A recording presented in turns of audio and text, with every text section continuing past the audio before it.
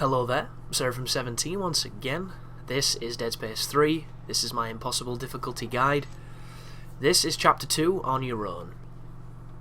So this is an interesting mission, because in all honesty, I don't believe it tells you when you hit Chapter 3, because before you know it, you're in Chapter 4, and it made cutting this mission off and starting the next one a bit of a pain in the ass, so thank you, Visceral. But this is one of the slower sections of the game where it introduces you to the concept of exploring slightly more than you've done in previous Dead Spaces, because this area is actually safe. There is no danger here at all. This is a friendly ship.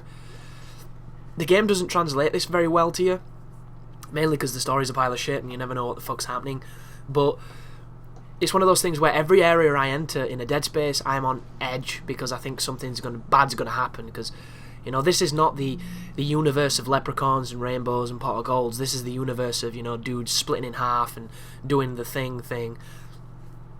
But if you come down here, not only do you get to look at the interesting parallax of the hyperspace that we're in, but you also get to pick up some ammo that you can't carry because you've got so many fucking med packs on you. And there's also an artifact, which is interesting because I don't really know what the artifacts do. I know they're a collectible, I know you can read them, and I know that you get rewards for collecting so many, but it would be nice if you could sell them at the store and get something, or something along those lines. But speaking of the store, there's a lot of glitches going around the internet at this moment in time for this game. A lot of them are resource related, and people think that they're going to get patched because they kind of supersede the microtransaction plan that EA had in mind for this game, which I do not support. The microtransaction stuff, it's fucking cheap, it's stupid, it's silly, but people will use it because it allows them to get very strong very quick. However, there is ways to get unlimited resources really easily doing these special techniques that people have noticed, and I'm not going to be using that for the guide, guys. This is just going to be balls to the wall playing through. That's not me condemning you if you do. It's all choice at the end of the day. I've noticed a couple of niggles like that. For instance, when you go outside and you go back in a room, sometimes it'll load the same loot and you can kind of loop it. There's a lot of interesting generated item related problems with this game. But as it stands, we're going to do it the old-fashioned way. We're going to use the robots. We're going to hopefully find some good stuff. If we get enough rations, we're definitely going to be going to the downloadable content and picking up one of those packs that you can pay for with rations, because the stuff you get in there is so much more sophisticated than the stuff I've found. It's just a no-brainer, really. But weapons-wise, I'm going to upgrade my stasis as much as I can because it's extremely invaluable. There's nothing to do with stasis having no life and not being able to die. Excuse me. I'm going to be doing kinesis because it's a powerful aid. The weapons I'm probably going to carry, I don't think you can put a force gun on a plasma cutter. I don't think you can do that, and I think it's a balance reason why you can't, because that'll probably be the best gun on the game. But I'm going to try, guys, because my ideal combination is a plasma cutter with an underslung force gun. Anything gets close, I knock them on their ass, and then I finish them with the plasma cutter, but I don't think I can.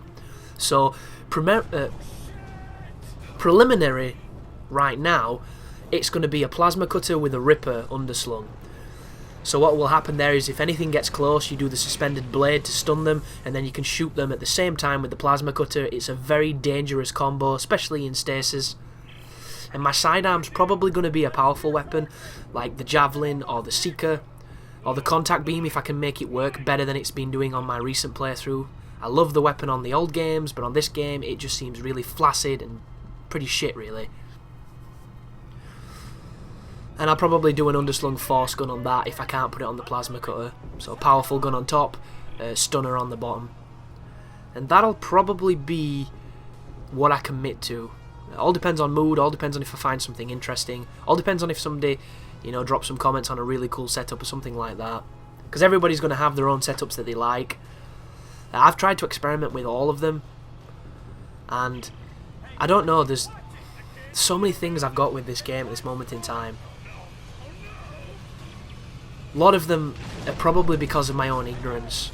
For instance, there's certain weapons on the old games that were really, really good, and on this game they don't seem to be as good, and I'm not too sure if it's because I haven't grinded all the loot systems to get all the parts to make them better, or if they've just been intentionally balanced because the game is opted towards this double weapon scenario where everything's doubled, and I don't know. There's a lot of science and a lot of number crunching that I haven't done with this game yet, and hopefully throughout this guide I'll be divulging what I find when I do those calculations. But thank you for watching anyhow. Another quick video. I'll see you in the next, which is a little bit longer, and you take care.